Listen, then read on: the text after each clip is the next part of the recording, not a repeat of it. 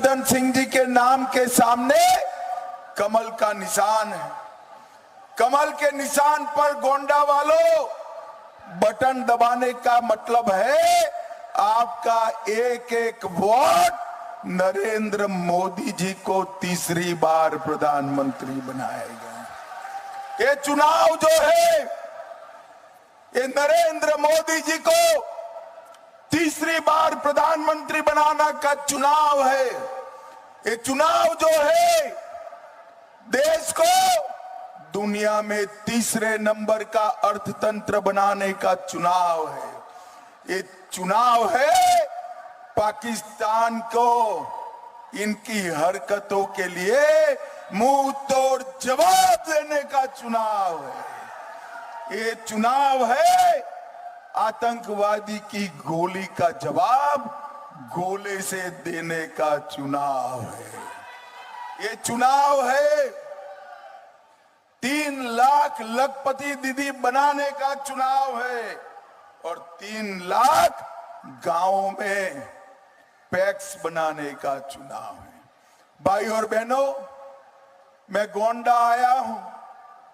आप तो अयोध्या से नजदीक हो या नहीं हो? अरे बोलो तो, मुझे बताओ गोंडा वालों, अयोध्या में राम मंदिर बनना चाहिए था या नहीं बनना चाहिए था? अंत तक बोलिए जरा, बनना चाहिए था या नहीं बनना चाहिए था?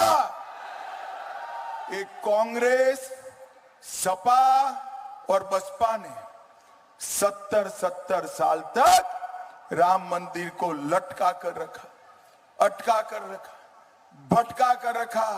मोदी जी ने जब आपने दूसरी बार प्रधानमंत्री बनाया, मोदी जी ने 5 ही साल में केस भी जीता, भूमि पूजन भी किया और प्राण प्रतिष्ठा कर कर जय श्री राम कर दिया। मगर भूलना मत गोंडा वालों, कार सेवकों पर गोली चलाने वाली यही समाजवादी पार्टी थी। ये चुनाव जो है राम भक्तों पर गोली चलाने वालों का और राम मंदिर बनाने वालों के बीच में आपको तय करना है। गोंडा वाले गोली चलाने वाले के साथ है या मंदिर बनाने वाले के साथ? जोर से बोलो जरा, किसके साथ हो? अरे अखिलेश और राहुल बाबा अभी 2 शहजादे घूम रहे हैं। जब उनको प्राण प्रतिष्ठा का निमंत्रण दिया, दोनों ने इनकार कर दिया, वो नहीं गए। क्यों नहीं गए? क्योंकि वो अपनी वोट बैंक से डरते हैं। उनकी वोट बैंक कौन है मालूम है गोंडा वालों? मालूम है ना? आप लोग नहीं हो। उनकी वोट बैंक अलग है, वो उनसे डरते हैं। मगर चिंता मत करो, भारतीय जनता पार्टी वाले वो वोट बैंक से नहीं डरते हैं। हमने सिर्फ राम मंदिर नहीं, औरंगजेब ने तोड़ा हुआ बाबा विश्वनाथ का कॉरिडोर भी फिर से मोदी जी ने बनाया, महाकाल का कॉरिडोर बनाया और सोमनाथ का मंदिर भी सोने का बनने का काम चालू हो गया है। भाइयों बहनों, ये भारतीय जनता पार्टी की सरकार है। ये अभी भी सपा बसपा वाले कहते हैं राम मंदिर बेकार बना है। एक राम गोपाल यादव ने कहा, मेरी बात याद रखना गोंडा वालों, गलती हो गई ना तो ये दोनों पार्टी, दोनों शहजादों ने राम मंदिर के लिए बाबरी नाम का एक ताला तैयार रखा है। आप चाहते हो राम मंदिर पर बाबरी ताला लगे?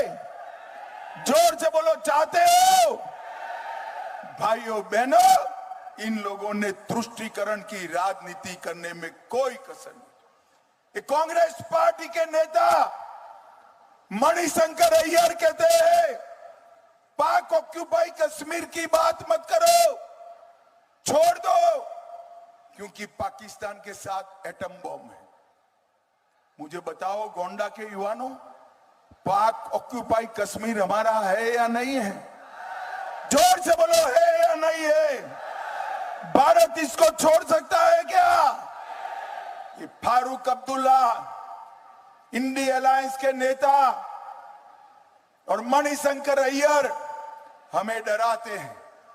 अरे फारूक जी, मणिशंकर जी, डरने वाली सरकार गए, ये 56 इंच के सीने वाले नरेंद्र मोदी की सरकार है। मैं आज इस गोंडा की पवित्र भूमि पर, लाड़ी जी की और पतंजलि की भूमि पर कह कर जाता हूं, पाक ऑक्यूपाई कश्मीर हमारा है, दुनिया की कोई ताकत हमसे उसको छीन नहीं सकती। भाइयों बहनों, मुझे बताओ, धारा 370 हटानी चाहिए थी या नहीं हटानी चाहिए? अरे जोर से बोलो भाई। ये कांग्रेस वाले कहते हैं हम धारा 370 को वापस लाएंगे। राहुल बाबा, 70 साल से आप धारा 370 को संभाल कर बैठे थे। कश्मीर में तिरंगा नहीं फहरता था, आतंकवाद फैला था। मोदी जी को यूपी वालों ने दूसरी बार प्रधानमंत्री बनाया। 5 अगस्त 2019 को धारा 370 को समाप्त किया। और मैं आज कहकर जाता हूं, राहुल बाबा, आप कितना भी जतन कर लो, अब धारा 370 को दुनिया की कोई ताकत नहीं ला सकती, कोई ताकत नहीं ला सकती।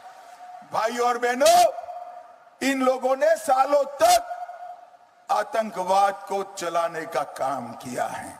10 साल तक सोनिया मनमोहन की सरकार थी, सपा बसपा के समर्थन से चली।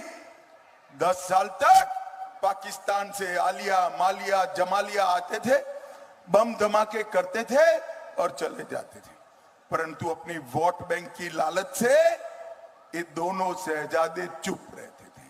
मोदी जी आए, फिर से उरी और पुलवामा पर पाकिस्तान ने हमला किया, मगर पाकिस्तान वाले भूल गए कि मनमोहन सिंह की सरकार नहीं है, नरेंद्र मोदी की सरकार है। कांग्रेस की सरकार नहीं है, भाजपा वालों की सरकार है। 10 ही दिन में नरेंद्र मोदी जी ने सर्जिकल स्ट्राइक और एयर स्ट्राइक कर पाकिस्तान के घर में घुसकर आतंकवादियों का सफाया करने का काम नरेंद्र मोदी जी ने।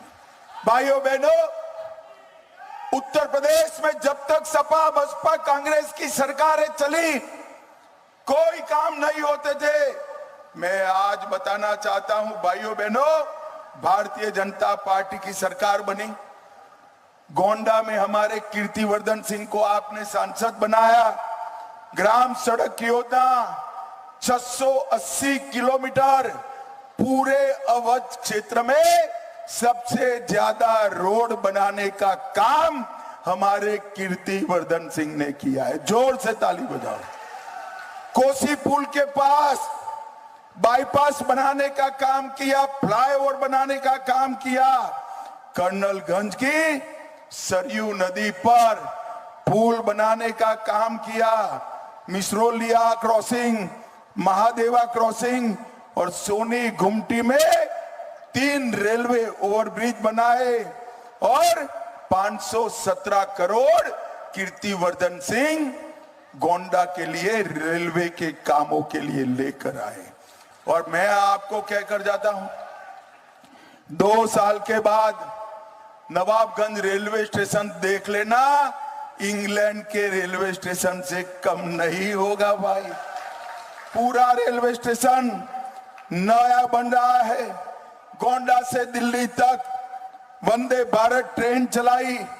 टिकरी रेलवे स्टेशन का नवीनीकरण हो रहा है। ग्रामीण आवास योजना के तहत 80,000 गरीबों को घर दिए। 3,36,000 गरीब माताओं को गैस का सिलेंडर दिया। 5 लाख घरों में नल से जल पहुंचाया। स्वच्छ भारत मिशन 6,17,000 घरों में शौचालय बनाए। 4,77,000 किसानों को किसान सम्मान निधि दी और 21,000 लोगों को मुद्रा लोन। ये आंकड़े पूरे यूपी के नहीं है, सिर्फ कीर्तिवर्धन सिंह के प्रयास से गोंडा के है भाई, गोंडा के है। पूरे अवध क्षेत्र में गरीब कल्याण का काम कहीं पर सबसे ज्यादा हुआ है तो अपने गोंडा में हुआ है।